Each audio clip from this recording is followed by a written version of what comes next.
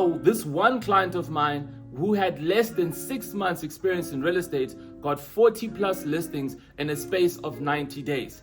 What is going on, my real estate family? My name is Wandile Mr. W. I work very closely with real estate agents, helping them attract more buyers and sellers utilizing AI. If you're gonna get a lot of value in this video, feel free, man, to like, share, comment, and subscribe, and share this video with another agent who's struggling right now to get stock, who's struggling right now to get listings, who's struggling right now to get sold mandates. Trust me when I say that this video is really gonna open your eyes in terms of how it was done and specifically the strategy that we utilize to help her get there. Now, in the next couple of moments, I'm actually going to walk you through exactly everything that we had utilized to help her get to 40 plus listings a month. Many of you guys might think that she was just cold calling nonstop, or that she was doing a whole lot of things on the other side from a traditional perspective. I can assure you that was not the case. I'm going to walk you through just some of the 5 principles that we utilize to help her get 40 plus listings. And trust me when I say that's really going to blow your mind away. And if you can just apply it and watch all my other videos on YouTube and join my free group in my community on how to actually get it done, including some free templates that I've provided, it's really going to help shift the way that you view how to get stock and listings. Let's go hop on over to my laptop and let me walk you through everything that we did. All right, guys, so here's everything that you need to know if you want to generate, let's say, for example, 40 plus listings in 90 days. A client of mine did that, and I always get questions in terms of how did she do it, what was the process, and I'm going to walk you through everything step by step. It won't take too long, maybe about 10 minutes max, but it's a really simple strategy if you guys really want to utilize this. And if you watch all my content, guys, if you watch my videos on my templates, on the strategies, you'll be able to piece together in terms of what type of images we typically like to use, the messaging and all that good stuff. All right, but anyway, let's jump straight into it. So how did this estate agent generate 40 plus listings in 90 days? Okay, well, first things first, guys, is that she ran targeted meta campaigns. So for those who don't know, we like to run meta ads. And what I mean meta ads is Facebook and Instagram based ads. Why? Because, guys, how many hours do we spend on these devices? I always like to say that I want to put myself in front of where my market spends the most of their time. And if we're spending hours and hours on our phones, on social media, on WhatsApp, then where's the best place for you to market and advertise? Social media, right? Hence why I get so baffled when people are running ads on TV or running ads on billboards and stuff like that. People don't spend guys, I am not looking at Netflix at 6 o'clock in the morning. I'm not looking at Netflix in between meetings. I'm not looking at Netflix while I'm driving to a client. I'm not looking at Netflix while I'm at a restaurant and I'm just on my phone or engaging with people. No, guys, no, you're not. Yes, you have that focus time where you're spending time watching Netflix, but you spend more time on your phone than you do watching TV. You spend more time on your phone than you do looking at billboards. You spend more time on your phone than you're looking at flyers and stuff like that. So if you spend more time on your phone on the internet, don't you think it would make sensible sense for you to actually just put yourself in front of the right audience? That is why. So when I say targeted, it's easy to say you want to put yourself in front of the audience, okay? Yeah, you can put yourself in front of thousands of South Africans. But the key point here is you want to put yourself in front of the right audience. So if you're a real estate agent and you focus on Sandton, but you putting yourself in front of people who are based in Cape Town, what is the point if you can't do business with people in Cape Town?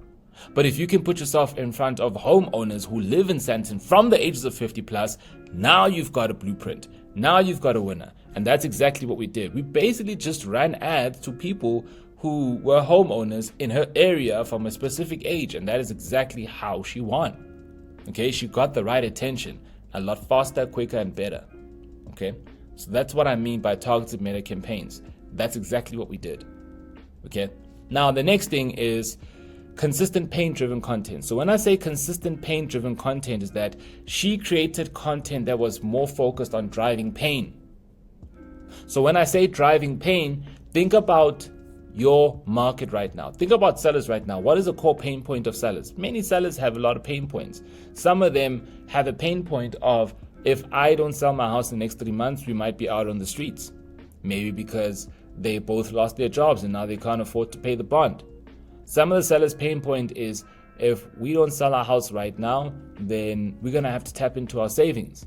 Maybe because, for example, they need to downsize. The kids have moved out, so they don't find it necessary for them to stay in that house anymore. Or maybe the stairs are too big, or maybe the house is too big and they've grown older, and it's costing them a lot of pain because they need to walk around the house a lot, or it's tedious for them to get from one point to one point, right? Every single market and in your areas, there's sellers who've got different pain points. So what we essentially do, and what she did is that, and what I instructed her to do, as I instructed her to create pain-driven content. When I say pain-driven content, I'm talking about you speaking towards the pain that they have. So for example, are you currently dealing with a lot of stress because you don't know how to sell your house immediately, right? That is a pain point. Or are you frustrated right now that your house has been on the market for more than 3 months and it hasn't sold yet? That is a pain point. But what content am I creating? I'm not just saying, hey, are you going through this problem, and I'm leaving it there. No, I'm asking that question so that they can raise their hand and say, yes, that's me. And then I'm giving them strategies or tips in terms of how to overcome that. That's literally what I mean by creating consistent pain-driven content. It's about how can I create content that's going to get sellers to be like, hey, that's me. And then I'm going to give them tips and strategies. They're like, oh my God, I actually didn't think about it that way. Hey, I want to actually talk to this agent because they know what they're speaking about. Boom. It's exactly that, guys. Creating pain-driven content that provides solutions, because many of you guys have all this knowledge, but it's all trapped up in here. Your sellers cannot read your mind, guys. They can't. So if they can't read your mind, why are you selfish? Why are you keeping all the information to yourself? Why are you not sharing it with your sellers? Something for you to think about. The next thing is that we did consistent A/B testing. Guys, look at it this way. Why do pharmaceutical companies spend billions every single year on R&D? For those who don't know what R&D is, it's research and development. Why do scientists or pharmaceutical companies spend so much money on R&D? Because they're trying to find the next breakthrough medicine. They're trying to find the breakthrough medicine for cancer, to cure HIV. Now, I have my own theories that they do know how to cure it. They just know that if they cure it, then they lose money. That's just my conspiracy theory. But the whole purpose of the pharmaceutical company spending billions on research and development is because they want to test and see what formulas or what compounds, right, would make us a lot, would heal us a lot faster, better, quicker. Okay? Can you imagine if there was no progression in the pharmaceutical industry? Can you imagine if there were no antibiotics, for example? Now, for those, some people have their own opinions about antibiotics, but it fairly helps a lot of people. Can you imagine if we had no progression on the medical industry or the pharmaceutical industry for thousands of years? We would struggle personally, right? So how is there progression? How are we consistently advancing in the pharmaceutical industry? How are we consistently advancing when it comes to technology? It's because companies spend a lot of money researching, testing, figuring things out, okay? They're like scientists. They're trying to figure out what's the best way to improve this. Even though we have a really great product, how can we improve it? How can we make it faster, better, quicker, right? Even though we've got antibiotics which will help you feel better in a couple of weeks, how can we test out new compounds? How can we test out new components within that existing antibiotic so that you can literally just swallow this pill once and you feel better in an hour? That is why R&D exists, to make the process better and faster, to find winning components and to continuously improve to make things faster, quicker, and better. So when we were running A/B testing, it was all about that. How can we find the right ads that are going to attract the right sellers immediately who are ready to go, and we can zero in on it? How can we find the right images? How can we find the right messaging? How can we find the right time to run ads? The only way we can do it is by testing. So we would test like 10, 20, 30 images per week. And then from those 10 to 30 images, we typically find about 5 images that work very well. Boom, they move over to the next round. Then we'll test out about 10 messages with those ads, and then would find 2 or 3 messages that will work very well with those ads. Now those 5 images that worked very well will then combine it with those 3 ads. Do you guys get where I'm coming from? We are always testing. Always. You have, if you really want to become successful when it comes to advertising, you have to always be testing. Because what will happen is that once you find those 5 images and they work, they'll only work for about a month or 2 or 3, and then we need to retest again. But now, if we're only retesting after the 3rd month, we might need to retest, and that's probably going to take 2 or 3 weeks for us to retest, which means now we're moving backwards. Because had we been consistently testing from the time we found those top 5, we would have found another top 5. And who knows, maybe that next batch of top 5 images will outperform the previous 5. But we'll never know until we what? Test. Hope that makes sense, guys. Now, the next thing, guys, is one thing I noticed about this estate agent is that she was very active in learning and implementing. Guys, I always like to say knowledge is not power, it's application of the knowledge that is powerful. And also, it's not always about it's not always about practice makes perfect, but it's about perfect practice. It's about being consistent in having perfect practice. Okay, so she wasn't just learning all day, she was implementing. And I've seen that's been a vast distinction between those who succeed in my program and those who don't succeed. Those who succeed don't just only learn, but they implement. Guys, how can I be better at riding a bike if all I'm doing is learning about how to ride a bike? The person who learns just about how to ride a bike might know everything about a bike, might know the mechanics, the ins and outs of the bike, but if that person has never ridden a bike, the experience is different. Who do you think is going to learn the most? The person who just learns about riding a bike, but has never ridden a bike, or the person who rides a bike? Hope that makes sense. And then lastly, this agent focused on specialization to convert listing appointments. So when I say specialization, she was focused mainly on showcasing why she's the best and what she specializes in. Let me put this into context. Think about, guys, put yourself in your seller's shoes for a second. How many agents are all saying the same thing? Oh, we're going to have a marketing plan. We're going to put you on P24. We're going to put you on boards. We're going to do this. We're going to do that. We're going to do that. If you hear 10 agents say the same thing, aren't you going to become numb to it? Wouldn't that just make you feel like there's nothing different about these people? Wouldn't that just make you feel like, you know what, actually,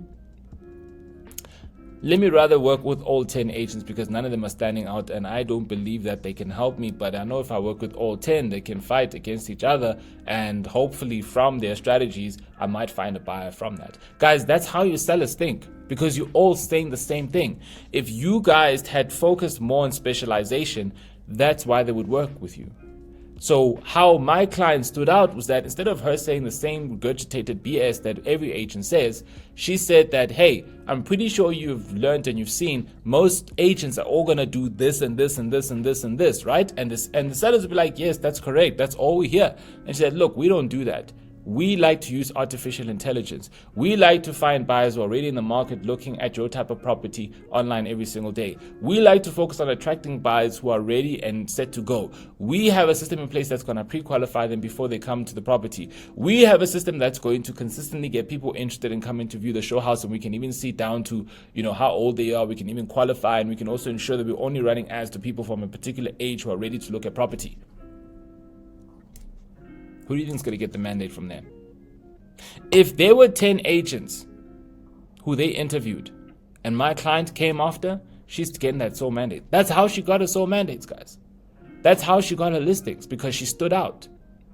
Okay? And what's also impressive is that the sellers would see her ad online.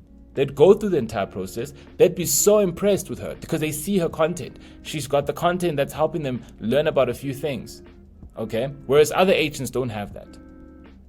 Right? They approached her, whereas other agents chased that seller down. Okay? When they clicked on her ad, it's because the messaging hit home. The ad hit home. It's because she was A/B testing. She was figuring out what works, whereas the other agents don't do that.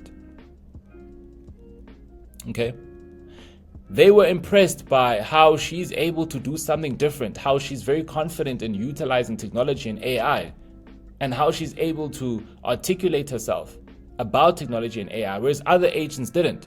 Yeah, because she didn't just learn, she also implements. And that's how she's able to articulate it. The person who knows how to ride a bike because they have the experience knows how to articulate how to ride a bike compared to someone who's never ridden a bike but has learned all about it. I can't make this stuff up, guys. I really can't make this stuff up. So many of you guys are thinking it's all about tactics. Yes, it is. And this is exactly what we did step by step. But you start to realize that it wasn't just by luck. This is all calculated. And if you guys can just focus on doing these, how many points? These 5 points here, you'll definitely get far ahead. I just wanted to walk you through in terms of the level of effort it takes for you to get that. Many people just think that we just breathe and then you get all these listings. No, guys. It's a continuous effort. We continued running meta campaigns every day. We didn't stop. We didn't run ads for 1 week and then we stopped. We ran ads every single day for that 90 days. If you've been running ads and you're wondering why you're not getting results, because you stop and you run ads, you stop and you run ads. We ran ads every single day. Were there days where you didn't get any leads? Yes. Were there weeks where, for example, the lead cost was very high? Yes, but we didn't stop. All right? Consistent pain-driven content.